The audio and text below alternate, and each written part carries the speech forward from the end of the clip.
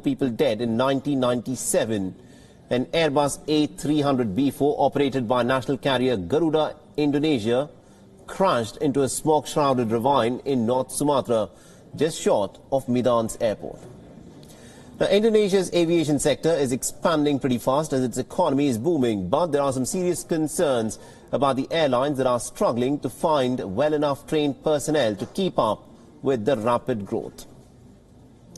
Let's now shift our attention to what is happening in the United States, where days after Trump's loyalists unleashed violence in the Capitol Hill, calls for his impeachment are in fact growing within the Democratic ranks. The House Speaker Nancy Pelosi has said that she is pretty ready to start the impeachment proceedings. Democrats will be voting on Monday to urge Vice President Mike Pence to take steps to remove Trump from office before attempting to impeach him. Nancy Pelosi also made it clear that impeachment is not the Democrats' priority. Given the upcoming presidential inauguration, she would go ahead with the move if Trump is not removed by any other means.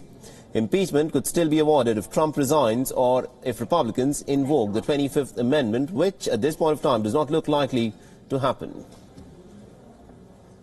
He can only pardon himself from federal offenses. He cannot pardon himself from state offenses, and that's where he's being investigated in the state of New York. Well, I like the 25th Amendment because it gets rid of him. He's out of office.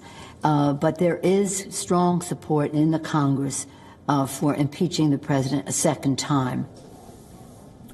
Now, the move would effectively remove Trump from power. However, it seems unlikely as it requires Mike Pence's assent. Democrats might pursue impeachment proceedings even after the 20th of January in order to prevent Trump from being able to run for the federal office.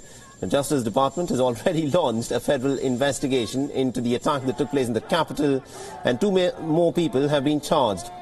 Now, what's interesting is that these hardline right-wingers and white supremacists, 25 of them, have now been charged with terrorism. Trump's fellow Republicans have urged him to resign as he runs the risk of facing criminal liability. Pat Toomey and Lisa Murkowski have said that Trump should resign. Ben Sasse has said that he will definitely consider impeachment.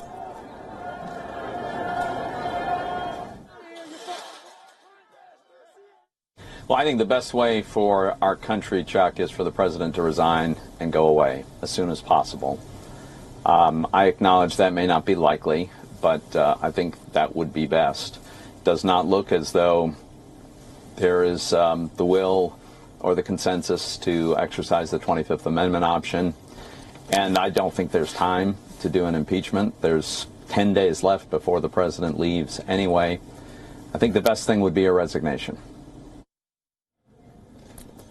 Meanwhile, Trump may turn to his personal lawyer, Rudy Giuliani, to defend him against possible impeachment proceedings.